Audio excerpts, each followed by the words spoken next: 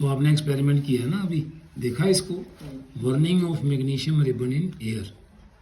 तो वो chemical reaction थी, अभी केमिकल इक्वेशन करनी है। जब हम मैग्नीशियम रिबन का जो सिंबल है वो है Mg, और ऑक्सीजन गैस है ना, इन दी प्रेजेंस ऑफ एयर जला रहे हैं इसको, तो ऑक्सीजन को हम लिखेंगे O2 से, और जो प्रोडक्ट बना है वो बना है MgO।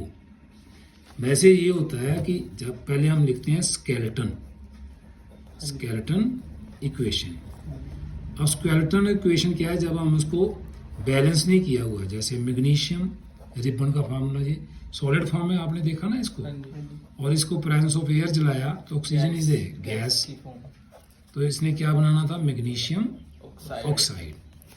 अब बच्चे ये जो बनाना है इसमें ये बैलेंस नहीं है, तो होता क्या है, ये जो पार्ट है ना ये इसका रिएक्टेंट है, ये क्या है रिएक्टेंट, और ये क्या चीज है इसकी प्रोडक्ट।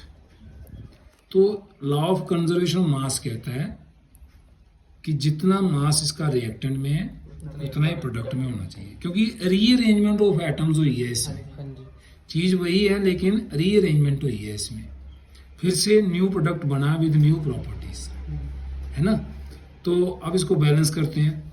रिएक्टेंट में देखो मैग्नीशियम का एक ही एटम है ना, और ऑक्सीजन के कितने, 2 एटम्स। हम अब ये 2 है, प्रोडक्ट में सिंगल है, अब इनको हमने बराबर करना है, तो ऑक्सीजन के 2 एटम है।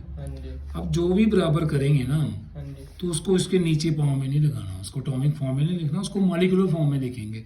ये हमेशा इसके आगे आएगा, इसलिए मैंने इसको कहाँ लिखा 2MgO, क्योंकि ऑक्सीजन के 2 एटम है तो इसको भी 2 बनाना पड़ा, और इसको 2 बनाते बनाते मैग्नीशियम में कितने एटम हो गए, 2 हो गए इसके, है ना। अब यहाँ पे मैग्नीशियम सिंगल था इसलिए 2 इसका भी इधर लगाना पड़ा। सीखने वाली चीज ये है कि ये 2 हमने यहाँ लगाना, अब इसके साथ अकेले के साथ मत लगाना, इसलिए इसका भी। तो ये जो एक्टिविटी है दिस शोज कि what happen when magnesium ribbon bonds in air. तो ये एक टाइप की केमिकल रिएक्शन थी जिसको हमने सिंबॉलिक रिप्रेजेंटेशन दी, तो ये क्या बन गई अब, केमिकल इक्वेशन।